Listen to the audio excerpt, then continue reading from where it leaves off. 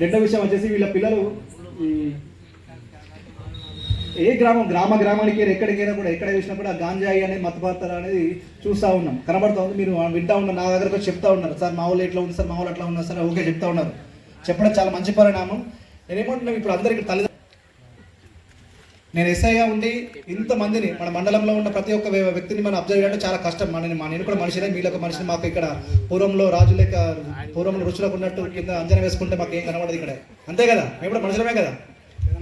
So మీరు ఏం చేస్తారంటే, నా కొడుకు, నీకు ఇద్దరు కొడుకులు ఉంటే పెద్ద కొడుకు ఏం చేస్తా ఉన్నాడు, చిన్న కొడుకు ఏం చేస్తూ ఉన్నాడు, వాడు ఏమిటో దోస్తాను వేస్తూ ఉన్నాడు, వాడు నడవడిక మంచిగా ఉన్నదా, వాడు టైంకి తింటుండే తింటలేడా, వాడి ఆరోగ్యం మంచిగా ఉందా లేదా, అనగా బొక్కలు ఎండుకైపోయినాయా, పేగులు మాడకైపోయినాయా, ఏం చేస్తానని చెప్పి మీరు అబ్జర్వ్ చేయాలి, మీరు చూడాలి. నా కొడుకు మీ సొంత మీ ఇంట్లో ఉన్న మీ కొడుకులో మీరు చూస్తే ఈ పరిస్థితి రావు.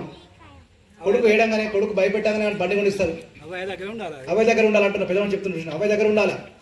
మీరు మీ కొడుకుల పైన మంచి దృష్టి పెట్టి డిఐజీ గారి యొక్క ఆదేశాలతో మీ ముందుకొచ్చి పాటలు పాడి ఒక చక్కటి అవగాహన తీసుకురావడానికి ప్రయత్నం చేస్తున్నాం. మేమంతా కూడా పోలీసులు ఉద్యోగస్తులమే, ఎవరైనా కూడా ప్రైవేట్ కళాకారులం కాదు, ప్రైవేట్ వ్యక్తులం కాదని చెప్పి కూడా మరొక్కసారి మీకు తెలియజేస్తూ, మీ అందరికీ కూడా మరొక్కసారి నమస్కారాలు తెలియజేస్తూ మరి మనం ఈ కార్యక్రమానికి ఎంటర్ అయిపోదాం. మీకు అందరికీ తెలుసు, ఏదైనా కూడా ఒక పని ఒక సంకల్పానికి మనం పూనుకుంటే అందులో కష్ట నష్టాలు రెండు ఉంటాయి. ఆ కష్ట నష్టాలు రెండు సమానంగా పోయిన వాళ్ళే విజయాన్ని, ఎక్కడైతే మరి బలహీనపడిపోయి మరి అక్కడనే చిటికలు పడిపోయి గొడవడిపోతారో వాళ్ళు ఏమవుతారో విజయాన్ని కోల్పోతారు. కాబట్టి ఆ సంకల్పంతో అడుగుతాయి ఇక్కడ మా దగ్గర రాదు. ఒకసారి చెప్తాను వినండి, తెలిసి చేసినా తెలియక చేసినా తప్పే, మీరు క్షమిస్తారు కావచ్చు అని మన చట్టప్రకంగా ఎటువంటి క్షమాపణలు ఉండయి.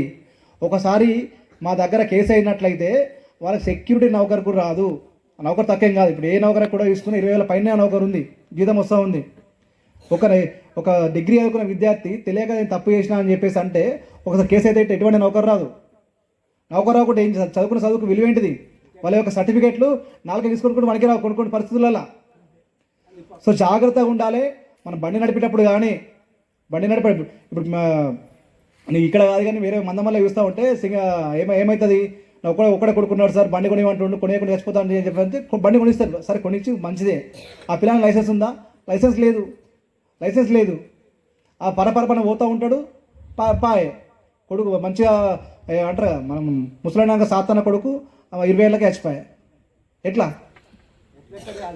అందుకోసం చెప్తా ఉన్నా, మనము బండి నడుపుతున్నాం అంటే బండి నడిపే వ్యక్తికి లైసెన్స్ ఉండాలి, ప్రాపర్ లైసెన్స్ ఉండాలి, హెల్మెట్ వాడుకోవాలి, మంచిగా రావాలి.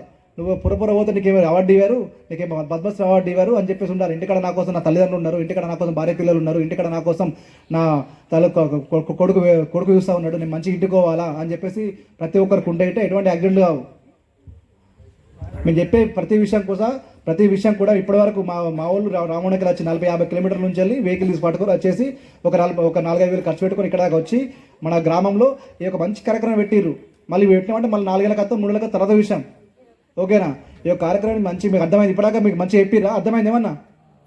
అర్థమైనాయా? వెళ్తారని చెప్పేసి దాని మీద బెట్టింగ్ పెడతా ఉన్నారు.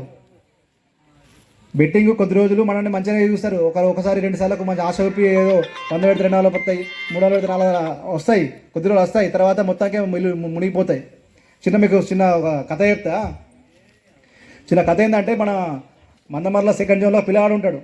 పిల్లవాడు తండ్రి ఇద్దరు తండ్రి సింగరేణి ఎంప్లాయ్ రిటైర్డ్ అయ్యిండు. అబ్బాయి పిల్లవాడు చదువు అయిపోయింది అప్పుడే.